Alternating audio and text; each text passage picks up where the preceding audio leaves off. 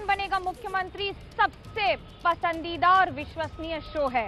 इस कार्यक्रम में पिछले कुछ दिनों से हम लगातार मुहिम चला रहे हैं कि कैसे बंगाल में चुनाव के दौरान बार बार कोरोना के प्रोटोकॉल की धज्जियां उड़ाई जा रही हैं। रैलियों में मास्क नहीं दिख रहे हैं तो सोशल डिस्टेंसिंग कहीं नदारद है। ऐसे में इस मुहिम पर अब चुनाव आयोग ने सर्कुलर जारी किया है, नई गाइडलाइंस जारी की हैं। लेकिन सवाल अभी भी यही उठता है कि क्या इन्हें जमीनी स्तर पर देखा जा सकेगा।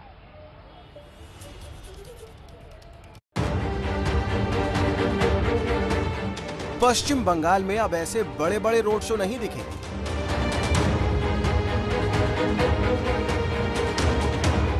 बंगाल की सड़कों पर अब चुनावी संग्राम वाली पदयात्रा नहीं दिखेगी।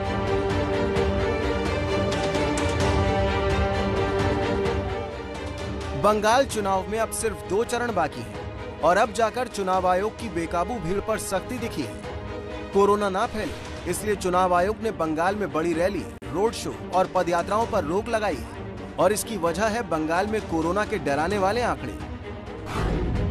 पिछले 5 दिनों में कोरोना किस तेजी से फैला है।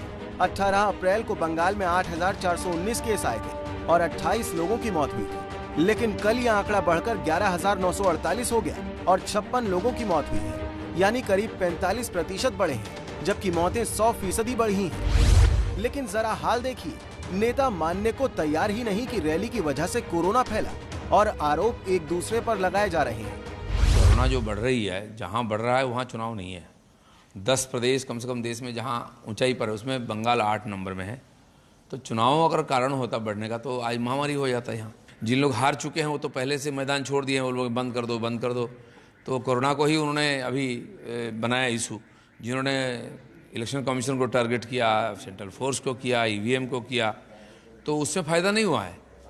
लेकिन आज उनको कोरोना को सहारा लेना पड़ रहा है। मुझे नहीं लगता कि इसका कारण बढ़ रहा है। जो भी है 2-3 दिन है, वो लोगों का माइंडसेट बन चुकी है, लोग तैयार हैं परिवर्तन करने के लिए और उसी दिशा में वोटिंग भी हो जाएगी। उधर ममता बनर्जी कह रही हैं कि बंगाल में कोरोना बढ़ रहा है और मोदी सरकार बंगाल के कोटे की ऑक्सीजन बीजेपी शासित राज्यों को भेज रहे हैं। আপনাদের আমি বললাম না, গতকাল ইনস্ট্রাকশন দিয়েছে চিঠি দিয়ে যে সেল তারা শুধু বাংলাকে অক্সিজেন সাপ্লাই করতে বলে দিয়েছে। সেল এখান থেকে চলে যাবে ইউপি কে অক্সিজেন সাপ্লাই করবে। তাহলে বাংলা কি মানে ভিকিরি নাকি বাংলা মানে দুয়োরানি সুয়োরানি অক্সিজেন দেবে সব বিজেপি স্টেটগুলোকে, আর দুয়োরানি বাংলা ভোটের সময় বাংলার ভোট চাই, বাংলাকে দখল করতে হবে, আর অক্সিজেনের সময় বাংলা থেকে অক্সিজেন কেন টেনে নিয়ে চলে যাবে। कोरोना पर इस सियासी कोहराम के बीच आज पीएम मोदी ने वर्चुअल रैलियों की शुरुआत की। मोदी के मन में कोरोना और निशाने पर ममता ही रही।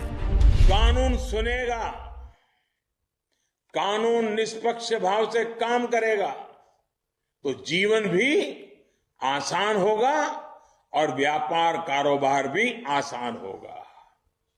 घुसपैठ, तस्करी, अवैध कारोबार, हिंसा, तोलाबाजी, सिंडिकेट, ये विकास के घोर दुश्मन है।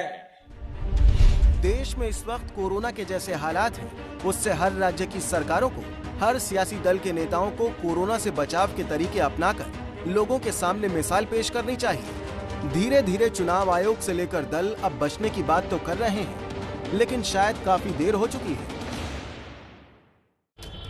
तो देखा आपने कैसे चुनावी प्रचार के दौरान लाखों की भीड़ में एक ओर जहां रैलियां हो रही हैं और रोड शो हो रहे हैं, तो दूसरी ओर कोरोना के आंकड़े लगातार बढ़ते चले जा रहे हैं। हालांकि हमारी जिम्मेदारी है कि जैसे बंगाल की जनता जिम्मेदार है और 80% से ज्यादा वोट कर रही है, लगातार सैकड़ों की संख्या में कतार में खड़े होकर घंटों मास्क पहन के, सैनिटाइजर का इस्तेमाल करके और ग्लव्स पहन के चुनाव आयोग की गाइडलाइंस के तहत, वैसे हम भी आज आपको हर सीट की जिम्मेदारी और जिम्मेदार जानकारी देने की प्रक्रिया आगे बढ़ा रहे हैं।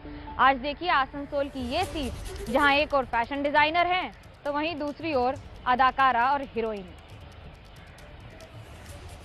आज एक नाम न जाना कोनो हवा चोख बुझे भागछी बे आदप धनु टुपटाप बृष्टि फोटा गेल थेमे भेजा भेजा खिड़की दरजा तुमी खोलो। फिल्मी पर्दे पर बंगाल के लोगों पर कुछ ऐसे ही जादू चलाती आई हैं अदाकारा सायोनी घोष। चुरी जाए চোরাবালি বাসে আমি একা বসে পাশের সিটটা খালি আমি লড়েছি টিকে থাকার জন্য। फिल्म को हिट कराने के लिए जिस तरह पर्दे के पीछे सायोनी घोष मेहनत करती हैं, পরিস্থিতি আমায় শিখিয়েছে কিভাবে টিকে থাকতে হয়।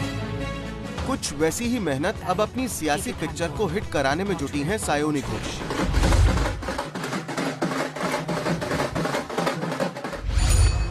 देखिए कैसे चेहरे पर काला चश्मा है, गले में माला, पीछे ममता का फोटो और ढोल नगाड़ों के साथ प्रचार।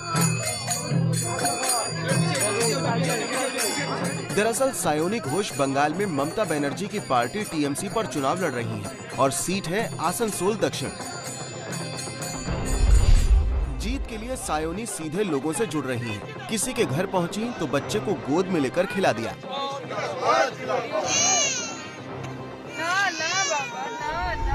कहीं शुद्ध बंगाली अंदाज में बंगाली भोज लोगों के बीच बैठकर खा लिया। तो सितारों वाला नाच का अंदाज भी दिखाकर सायोनी घोष आसनसोल दक्षिण सीट जीतने का दावा कर रही हैं। আমি আমার ব্যাপারে বলতে পারি আমি অনেক স্বচ্ছ একটা ভাবমূর্তি দিয়ে এবং নিজের মনের ইচ্ছে আমি প্রকাশ করেছি, মানুষের জন্য থেকে কাজ করতে চাই। আমি ভীষণ আশাবাদী, কারণ আমি মমতা বন্দ্যোপাধ্যায়ের জন্য আশাবাদী। আমি একবার অলরেডি বলে দিয়েছি যে উনি আবার মুখ্যমন্ত্রী হচ্ছেন।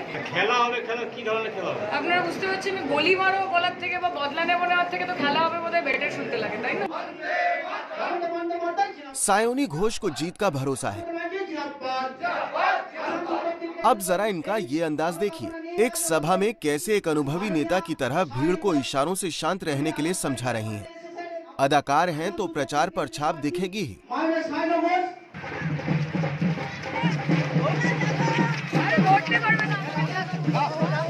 ममता ने आसनसोल दक्षिण सीट पर अभिनेत्री पर दांव लगाया तो बीजेपी ने यहां से फैशन डिजाइनर को मैदान में उतारा है।